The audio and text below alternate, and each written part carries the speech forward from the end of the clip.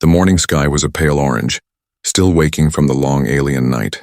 The twin suns were just rising over the horizon, painting the cracked desert road in soft light. A human bus rolled to a slow stop, air hissing from its doors. Inside sat tired workers heading to the mining colonies beyond the dunes. At the wheel sat Jake Nolan, a bus driver who had seen everything, from rich tourists to strange aliens that didn't speak a word. But that morning something made him pause. At the lonely bus stop stood a small figure. She looked no taller than a child, her silver-gray cloak fluttering in the wind. The sand almost covered her boots. When the door opened, she stepped forward slowly, holding a small worn bag close to her chest. Jake blinked. The woman was alien, her skin faintly lavender, her eyes a glowing shade of blue that seemed to shimmer when light touched them. But what caught everyone's attention was her height. She barely reached the waist of the other passengers. "Hey kid, you lost?" A tall miner laughed from his seat. The small woman said nothing. Her voice, when it came, was calm and clear. "I'm not a child." She handed Jake a chipped fare token, its edges glowing faintly. Jake took it, feeling a strange warmth through his glove. "You riding to Delta Outpost?" he asked. She nodded once. Behind them, a few passengers started whispering. "Look at her, she can't even reach the steps properly." "She won't last a day in the colonies. Probably running from something." Jake frowned. He didn't like the tone, but he kept quiet and waved her to a seat near the back. As she moved down the aisle, people shifted away. One man snorted. Another looked her up and down and muttered, "Tiny thing, useless." The bus hummed to life, rising from the ground on soft hover jets. Jake drove, but his eyes kept glancing to the mirror. The little alien sat perfectly still, her hands clasped, her gaze fixed on the rising suns outside the window. There was something about her, something that didn't match her small frame. A few miles later, the road began to vanish under blowing sand. Jake turned up the air filters. The passengers dozed off one by one. Only the small woman stayed awake. She seemed listening. Every few minutes, her eyes glowed faintly brighter. Jake's radio crackled, static, then silence. "Strange," he murmured. "Signal's dead out here." He tapped the dashboard, but all he heard was the low hum of the engines. Then suddenly everything went quiet. The lights flickered. The engine coughed once and died. The bus drifted to a stop in the middle of nowhere. Outside, the desert was endless. The passengers woke up grumbling. "What's happening? Why'd we stop?" "Driver, get it running!" Jake tried again. The ignition refused to start. Power lights dimmed across the board. "It's not me," he said. "Something's draining the system." Then the woman stood. Her small figure was steady, her cloak brushing the floor. "It's the ground," she said softly. "We should not stay here," Jake frowned. "The ground?" Her glowing eyes turned toward him. "Something heavy sleeps beneath us." The passengers burst out laughing. "Ha! She's crazy. Too short to see straight. What's sleeping? Sandworms?" But before anyone could speak again, the bus jolted violently. The floor vibrated like thunder was rolling beneath it. The sand outside rippled like water. Jake grabbed the wheel, shouting, "Everyone, hold on!" Metal groaned as the bus began sinking. The sand under them was not sand, it was magnetic dust pulling the vehicle down like quicksand. The passengers screamed. Someone pounded the door, but it wouldn't open. Jake looked out helplessly, and they were stuck. Then he saw her. The tiny alien woman walked slowly to the front, her steps calm. "Where are you going?" Jake yelled. She turned to him and said in that same calm voice, "It's heavy. I can feel it." Before he could stop her, she pressed her hand to the door. A flash of blue light ran through her arm, and the metal door opened with a hiss. The desert wind roared in. She stepped outside. Jake watched, frozen, as she walked into the sinking sand. Her small frame looked fragile against the vast dunes. But then her eyes blazed bright blue. Lines of energy raced across her body. The ground shook again, but this time the bus stopped sinking. The passengers stared through the windows in shock. The little woman was standing with both hands on the earth, energy pulsing from her small body like waves of light. Jake's mouth fell open. The tiny stranger wasn't weak at all. She was holding something down, something that wanted to swallow them whole. And for the first time, Jake felt real fear. Not of her, but for her. Who was this small alien woman and what kind of power was hidden behind her quiet eyes? The desert wind howled like a living thing. Sand spun in circles around the small alien woman, but she didn't move. Her boots sank into the dirt as if roots were growing from her feet. The glow from her eyes grew brighter, spreading across her arms like living lightning. Inside the bus, the passengers were frozen in silence. No one laughed now. The woman everyone had mocked for being too short was now standing against something unseen, something that could pull a steel bus into the ground like paper. Jake gripped the doorway, eyes wide. "What in the world is she doing?" he whispered. A deep rumble came from beneath them. The entire desert floor vibrated. Loose metal inside the bus clattered. Someone shouted, "We're still sinking!" But Jake saw something they didn't. The sand under the woman's feet was moving in the opposite direction, rising, pushing upward, fighting the pull. It was like she was forcing gravity itself to stop. He stumbled out of the bus, the hot air hitting his face. "Hey, you'll get yourself killed," he shouted. The small alien turned her head slightly. Her face was pale, sweat running down her neck, but her voice was steady. "Stay back, human. This planet remembers what it buried." Jake's heart pounded. "What are you talking about?" Her answer was barely a whisper. "A machine, older than the colonies. It feeds on power." As if on cue, the bus lights flickered weakly. The engine coughed to life for half a second before dying again. Whatever lay under the desert wasn't natural. It was draining energy. The woman pressed her palms deeper into the ground.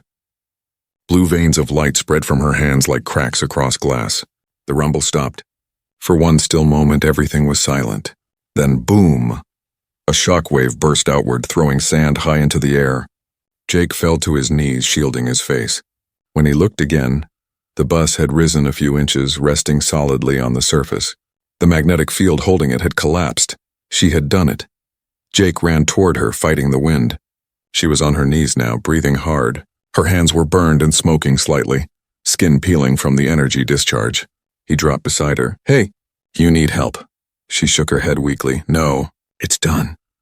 Behind them, the passengers began to climb out of the bus. None of them dared mock her now. One man whispered, "She saved us." Jake looked at her closely. Up close, he noticed strange symbols glowing faintly on her neck, like marks of some ancient language. "You knew this would happen, didn't you?" Her glowing eyes opened halfway. "I felt it. My kind can sense distortions in the ground. It called to me when I stepped on the road." Jake blinked. "You can feel magnetic energy?" A faint smile touched her lips. "Feel it?" "Command it." The words hit Jake like a wave. Whoever she wasn't just another worker or traveler. She was something far more powerful and far more dangerous. He helped her stand. She was light, almost weightless, and yet when she placed a hand on his shoulder, it felt like iron pressing down. Her strength was hidden in every motion. As they walked back to the bus, she looked at him and asked softly, "Do humans still help strangers?" Jake nodded. "Some of us do." She gave a small nod, almost like approval. "Then maybe your world is kinder than mine." The rest of the passengers were silent. No one dared speak. Jake got the bus running again somehow. The power core flickered back to life, maybe thanks to whatever she had done to the ground. As the bus began moving again, Jake glanced at her through the mirror. She sat quietly, staring out the window, holding her burned hands close. Her reflection looked calm, but the air around her shimmered faintly like invisible energy still followed her. Jake whispered under his breath, "You're not what you seem, are you?" The tiny alien woman didn't answer, but as the desert rolled by, her glowing eyes watched something far beyond the horizon, as if she was waiting for the next danger to rise. None of the passengers dared say another cruel word. They now knew the truth. She carried the weight of something much bigger than her size. Jake, however, couldn't stop thinking, if she's this strong, then what is she running from? And deep beneath the sand, something stirred again, something ancient waiting for her return. The bus rolled forward again, its engine humming softly through the desert silence. The passengers sat still, whispering among themselves, stealing nervous glances at the small alien woman in the back seat. Moments ago they had mocked her. Now no one dared meet her eyes. Jake Nolan, the bus driver, kept checking the rear mirror. He couldn't get the image out of his head, that tiny woman standing in the storm glowing like a living beacon, holding the entire bus from sinking. The air around her had crackled like thunder. No machine could do that. No normal creature could survive it. He spoke softly, almost to himself. "Who are you?" She didn't answer. She just stared out the window at the endless dunes. Her hood was pulled back slightly now, revealing short silver hair that shimmered faintly under the flickering cabin lights. Her burned hands were wrapped in torn cloth Jake had given her. Every few minutes her fingers twitched like they were still carrying electricity inside them. Finally, Jake broke the silence. "That was incredible, what you did back there. You saved all of us." Her glowing eyes moved toward him. "It was necessary," she said quietly.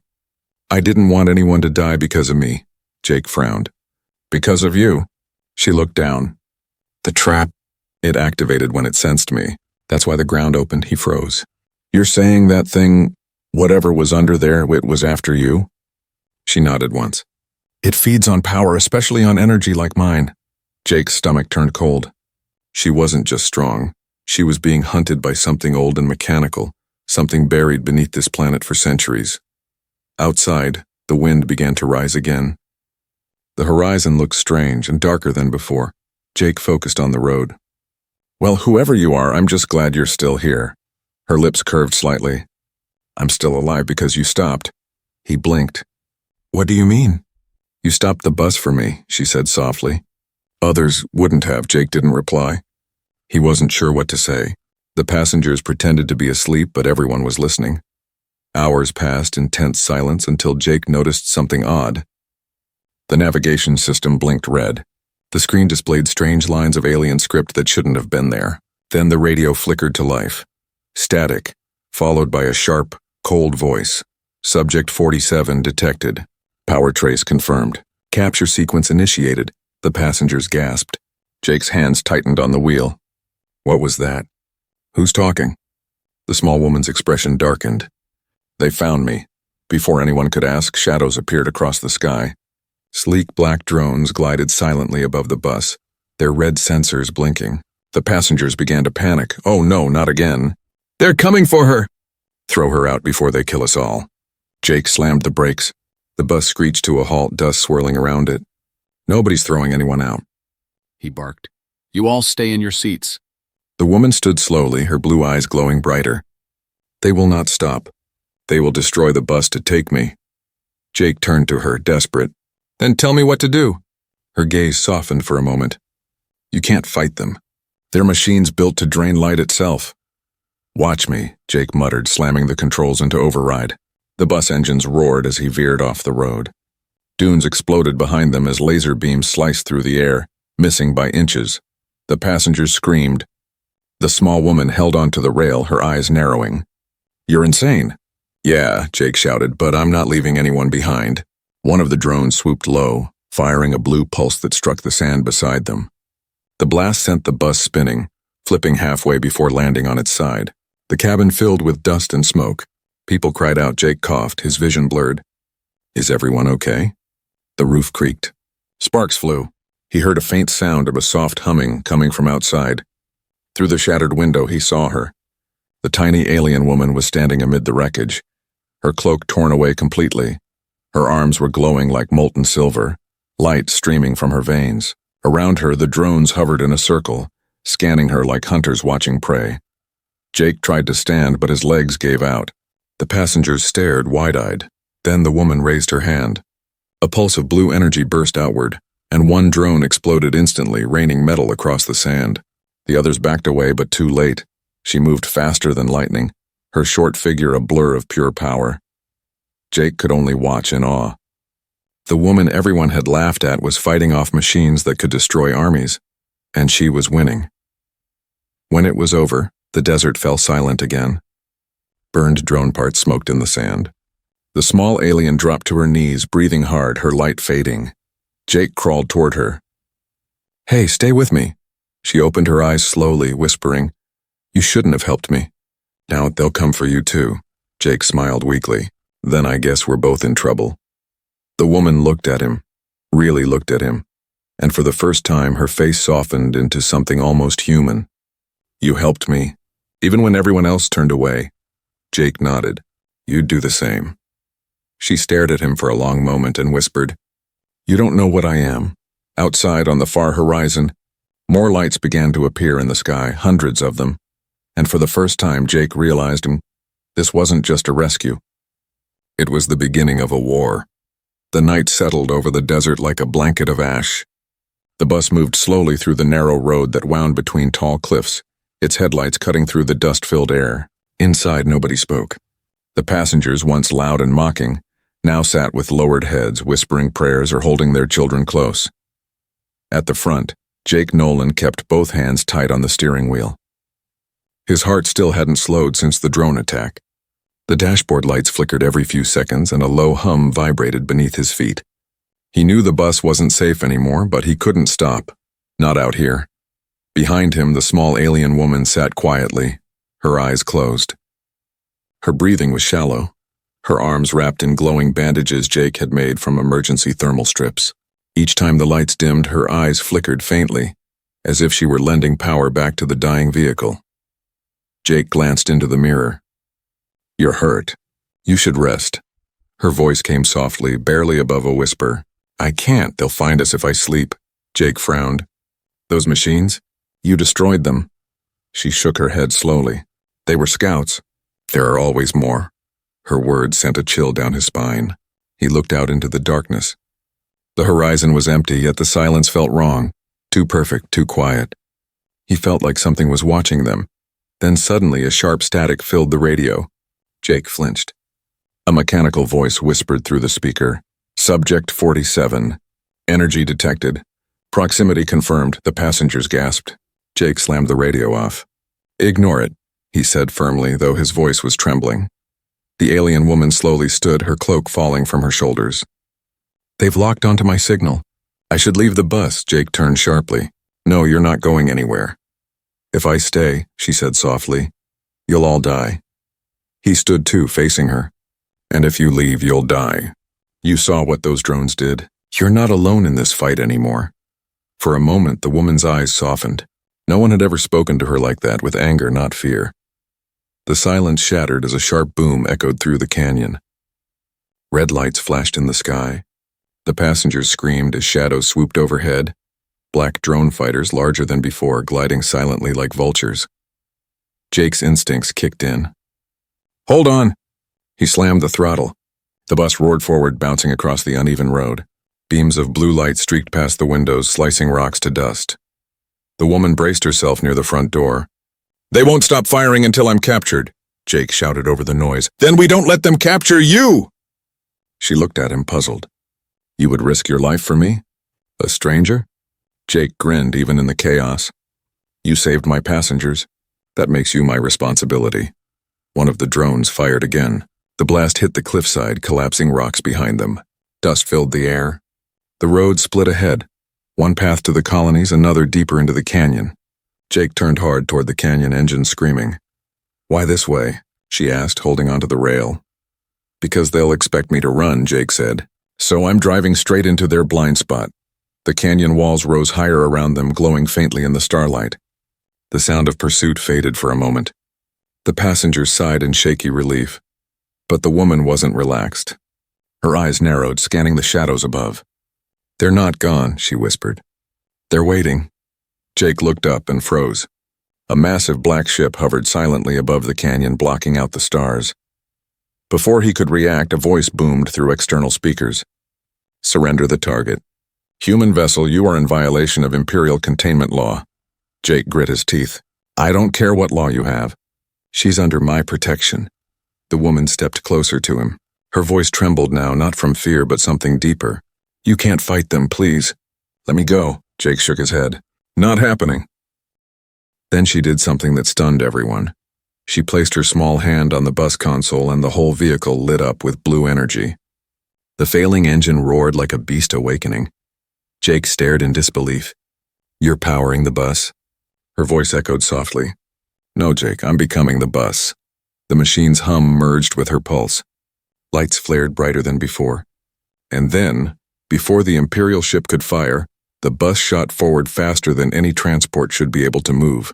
Passengers screamed, the world became a blur, and Jake realized she wasn't just strong. She was connected to something far beyond their world, something alive inside the circuits of the universe itself, and she had just revealed her greatest secret. The desert flashed past in streaks of blue and gold as the bus-turned-living machine tore through the canyon. The engine howled like thunder, yet the sound wasn't mechanical anymore, and it was alive. Energy pulsed through every wire, every bolt, every glowing line on the dashboard. Jake Nolan held the wheel, though he no longer needed to. The vehicle seemed to know where to go. Every turn, every rise in the path felt guided by unseen hands. He looked over. The small alien woman stood near the console, her body surrounded by a faint aura. Her silver hair floated weightlessly, her eyes burning bright blue. The marks on her skin had grown, long lines of light traveling across her neck and down her arms like ancient circuitry. "Are you controlling this?" Jake shouted over the roaring wind. Her voice was calm, steady, almost echoing through the walls. "Not controlling, merging. The bus is part of me now. Its circuits are simple enough to understand." Jake's eyes widened. "Understand? You make it sound like you're talking to it." "I am," she said. "It listens." The passengers sat in stunned silence, staring at her glowing figure. Some whispered prayers, others cried quietly, unsure if they were in the hands of a savior or a monster. Outside, the massive Imperial ship was still following them. Its dark shadow spread across the desert floor like a moving eclipse. Laser beams fired from above, scorching the sand, but none hit. The bus twisted and slid through impossible turns, guided by instincts beyond human reflexes. Jake's voice broke through the chaos. "We can't keep this up forever." "I know," she said softly. "Their weapons feed on plasma energy. I can only hold their attention for so long." Jake turned to her, frustration burning in his chest. "Then tell me what they want. Why are they after you?" Her eyes dimmed, and for the first time, Jake saw sadness behind the light. "Because I wasn't supposed to exist." He froze. "What do you mean?" "I am a guardian of Nirtal," she said quietly, her words trembling. "My kind was created to protect the royal bloodline of my people. We were smaller, faster, built to absorb energy and shield others. But when my world fell, they hunted us. My sisters were captured. I escaped." Jake's throat went dry. "You're the last of your kind?" "Yes," she whispered. "And the Empire wants what's left of my energy to rebuild their weapons." Silence filled the bus. Even the passengers stopped breathing for a moment. Outside, the desert stretched endlessly, a sea of death hiding a history no one had cared to know. Jake clenched his jaw. "So all of this, the drones, the traps, the ship, it's all because you were born to protect others?" Her eyes flickered toward him. "Yes, but no one left to protect remains." Then another explosion shook the ground. The Imperial ship fired again, this time striking close enough to flip the bus sideways. Metal screamed. The vehicle tumbled across the sand, rolling 3 times before slamming to a stop against a rocky wall. Smoke filled the air. Jake crawled out from under broken panels, coughing, blood on his lips. He looked around. The passengers were alive, bruised but breathing, and then he saw her. The small alien woman was standing in front of the wreckage, holding both hands up toward the sky. Her entire body glowed brighter than ever, a living star. The markings on her skin flared gold and blue, radiating heat that melted the sand into glass. Jake shielded his eyes. "What are you doing?" Her voice was calm, almost peaceful. "Ending this." Energy built around her like a storm, forming a sphere of light that pushed outward. The air vibrated with power so strong Jake could feel it in his bones. From above, the Imperial ship tried to retreat, but it was too late. The alien woman unleashed a beam of pure energy that tore through the clouds, striking the ship's center. Metal twisted, fire erupted, and the massive craft exploded into a rain of burning fragments. When the light faded, silence fell again. The night sky returned, filled with drifting ash and glowing embers. Jake stumbled forward through the wreckage. The bus was ruined, the desert scarred. But she was still standing, trembling, her light dimming, her body cracked with faint sparks, energy fading from her veins. She fell to her knees, breathing weakly. Jake ran to her, catching her before she hit the ground. "You saved us again," he said, voice shaking. She looked up at him with tired eyes. "No, I only delayed them. More will come." "They always come," Jake gritted his teeth. "Then I'll be ready too." Her lips curved in the faintest smile. "Humans," she whispered, "always ready to fight the impossible." And then, her light flickered, not gone, but sinking deep inside her. hiding once again beneath her fragile small frame. Jake looked out at the horizon, where burning metal fell like shooting stars. He didn't know where to go next, but one thing was clear. The woman the galaxy dismissed as too small had just brought down a ship meant to conquer worlds. And somehow, Jake knew this was only the beginning. The sun began to rise again, burning gold over the endless dunes. The desert was quiet now, broken only by the crackle of cooling metal and the faint hum of the destroyed Imperial ship's wreckage. Smoke curled toward the sky like dark ribbons. Jake Nolan stood beside the ruined bus, his clothes torn and his hands bruised. His heart was still pounding from the battle. The air smelled of ozone and burnt metal. Around him, the passengers huddled together, silent, wide-eyed, and there she was, kneeling in the sand. The small alien woman who had saved them all. Her cloak was gone, her silver hair tangled with dust, her glowing lines now faint, fading like dying stars. Yet even in exhaustion, she looked powerful, like a fallen goddess in a world that had forgotten her name. Jake crouched beside her. "You need rest," he said softly. "You burned half the sky last night." Her eyes opened slowly, dim blue light swirling inside them. "I can't rest," she whispered. "They will come again. The Empire never stops." Jake gave a tired laugh. "Then they can come. But they'll have to go through me first." She looked at him, puzzled. "You're only human. Why risk your life for me?" Jake stared at the rising sun. "Because everyone deserves someone who doesn't give up on them. You saved strangers who insulted you. That says more about you than them. So yeah, I'll stand with you." Something like emotion flickered across her face, something ancient and fragile. "You don't understand, Jake. If they find you helping me, they'll erase your world too." Jake smirked. "Then I guess humanity finally gets to make a mark big enough for the Empire to notice." Before she could answer, the ground trembled again. The passengers screamed as the sand rippled like water. Jake turned sharply. What now? In the distance, another ship appeared, sleek and black, larger than the first. It glided silently across the sky, blocking out the sun. Drones spilled from its underside like a swarm of insects, hundreds of them descending fast. The alien woman staggered to her feet, clutching her chest. "It's the command vessel. They won't stop this time." Jake ran to the wrecked bus, kicking open the tool compartment. Then we don't stop either. He pulled out wires, fuel cells, and battery packs, tossing them into a pile. "We're going to give them something to remember." The alien watched, confused. "What are you doing?" Jake smiled faintly. "Improvising. Humans are good at that." He began connecting the broken parts, forming a crude energy coil. "You can use plasma, right? Channel energy?" She nodded slowly. "Yes, but I have little left." "Then take mine," he said, placing his hand on hers. Her eyes widened. "Your body can't handle the charge." Jake grinned. "Won't know till we try." She hesitated, then closed her eyes. A surge of blue light passed from her skin to his. Jake gasped, falling to his knees as his veins glowed faintly. It felt like fire and lightning mixed together, but he didn't let go. "Now," he shouted through clenched teeth. Together they pushed the energy into the improvised device. It roared to life, crackling like a storm trapped in a bottle. The drones came closer, forming a deadly ring overhead. The lead drone fired a pulse that struck the ground near them, sending sand flying. The passengers screamed again. Jake looked up at the sky. "Hey, short stuff. Let's show them what a bus driver and a tiny alien can do." The woman smiled weakly. Together then, they lifted their joined hands. The device erupted, sending a blinding wave of energy outward. The explosion wasn't fire, it was pure light. The nearest drones melted midair, their circuits frying in seconds. The rest spiraled away, crashing into the sand. When the smoke cleared, only silence remained. The second ship hovered uncertainly, its scanners blinded. Jake stumbled, barely standing. His chest burned and he could feel his heartbeat echoing with her power. "Did we do it?" She caught him before he fell. "You did more than you know," she whispered. "You gave them fear. Something they haven't felt in centuries." Jake looked up weakly. "Then maybe they'll think twice before chasing someone smaller than them." She smiled faintly. "You're a strange human. Brave, foolish, and kind," he chuckled.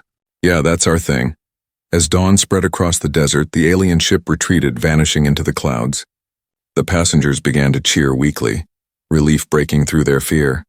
But Jake wasn't watching them. He was looking at her, the short alien woman who had carried the weight of worlds.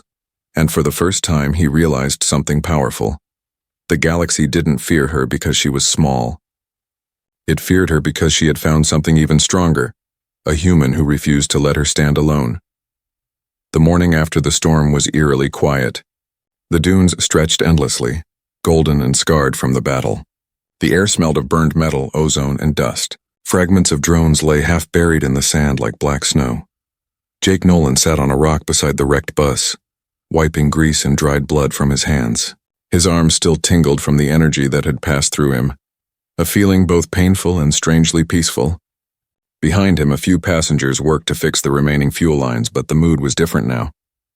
They looked at him with respect, not doubt. And near the edge of the wreckage stood the alien woman, small, quiet, and glowing faintly in the sunlight. Her strength no longer burned violently. It shimmered gently like the last flicker of a dying star refusing to fade. Jake walked toward her, boots crunching in the sand.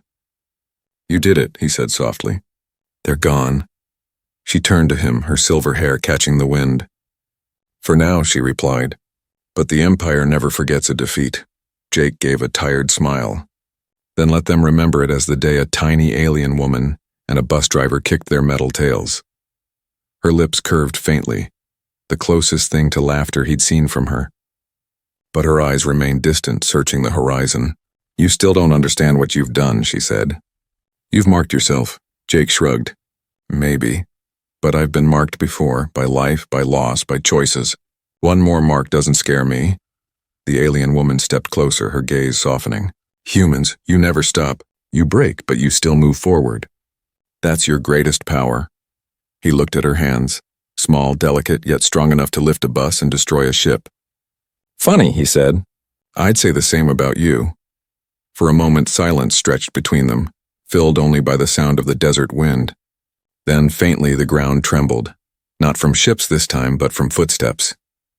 Jake turned sharply. Out on the horizon, figures appeared, not drones, but people. Soldiers, survivors? He couldn't tell. The alien woman's eyes brightened. "They're mine," she whispered. Jake blinked. "Yours?" "They are the last of my kind," she said, voice trembling with emotion. "Scattered, hunted, but alive." As the group approached, Jake saw them clearly. Small figures like her, their eyes glowing the same blue, their clothes torn and burned. When they saw her, they knelt, whispering words in a language he didn't understand. She stepped forward, her face a mix of shock and disbelief. "I thought you were all gone." One of the aliens, older and frail, looked up at her. "We saw your light," he said weakly. "The sky burned blue. We followed it." Jake stood back, watching quietly. For the first time, she wasn't just a fugitive. She was home again. After a few moments, she turned toward Jake. "You gave me something I thought I'd lost forever." "What's that?" he asked. "Hope," she said simply. "A reason to rise again." Jake rubbed the back of his neck, embarrassed. "Guess we both needed that." She looked at him for a long time. Then she reached into the pouch at her belt and pulled out a small glowing shard, a crystal pendant, faintly warm to the touch. "This is a part of my core," she said, placing it in his hand. "As long as it glows, I'll be alive." Jake stared at it, speechless. "I can't take this." "You already did," she replied gently. "You shared your strength with me. Now I share mine with you."